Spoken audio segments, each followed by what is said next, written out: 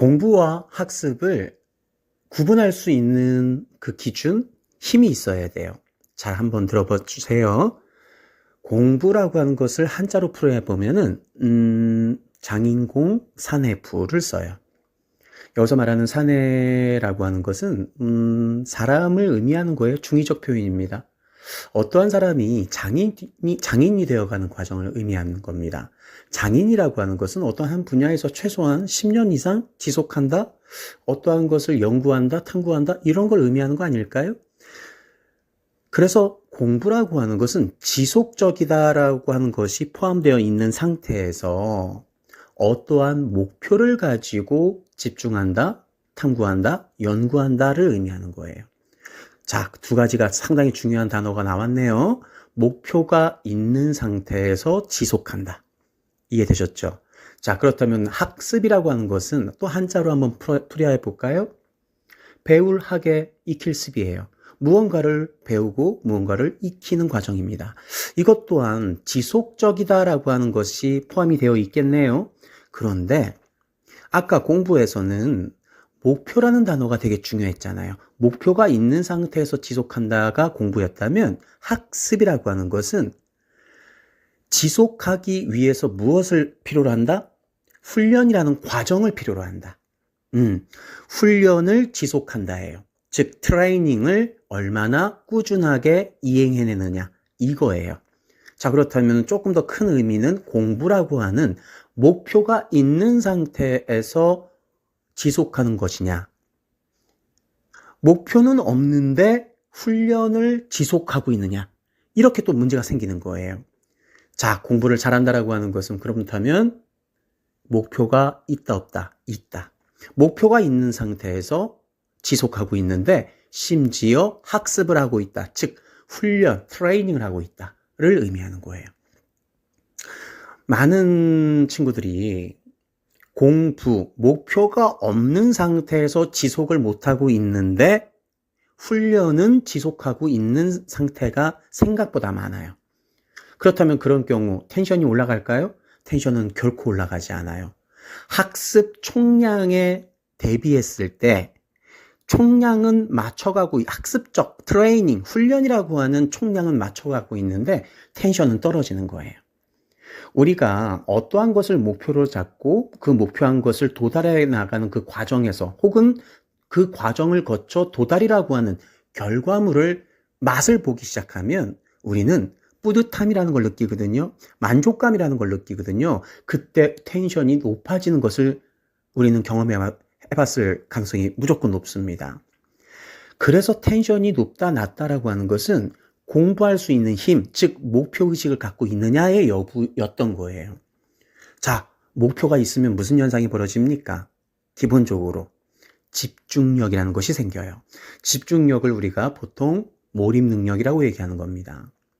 집중력과 몰입 능력은 그래서 항상 기준이 되는 것이 얼마나 내가 관심을 갖고 있느냐, 내가 얼마나 좋아하느냐, 내가 얼마나 더 잘 해내고 싶으냐의 개념인 거예요.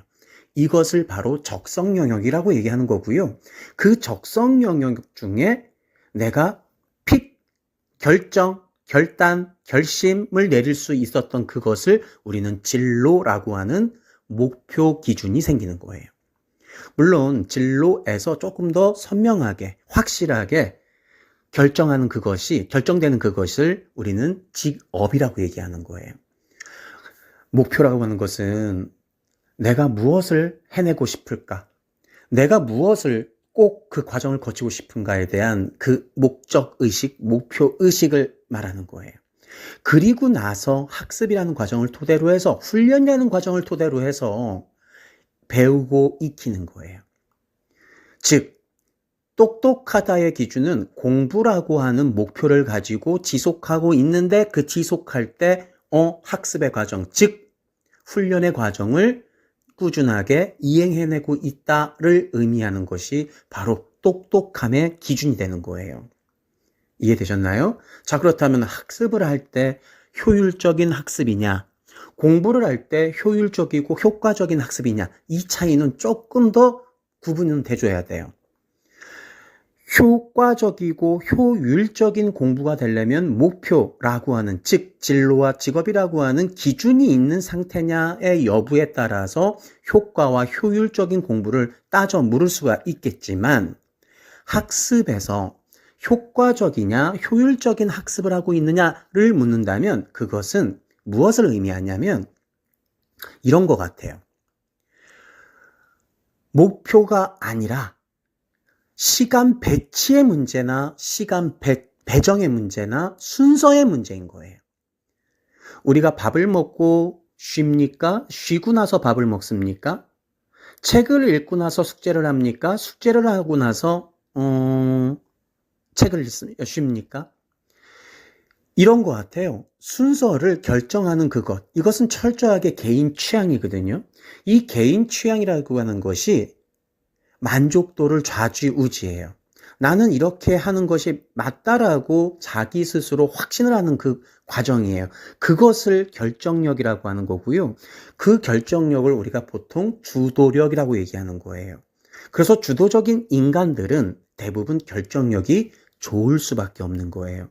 그런데 중요한 거, 학습, 효율적인 학습, 효과적인 학습을 할 때 여러분들이, 본인들이 주도적으로 결정을 하고 있냐의 이 부분을 자세히 들여다봐야 돼요. 아마도 많은 부분 본인의 결정과 그 결정을 혹은 누군가들의 도움을 받고는 있지 않을까요? 문제는 이런 것 같아요. 네. 시간적인 배치, 배정, 순서를 스스로 먼저 결정하는 힘, 아주 멋진 과정을 거친답니다.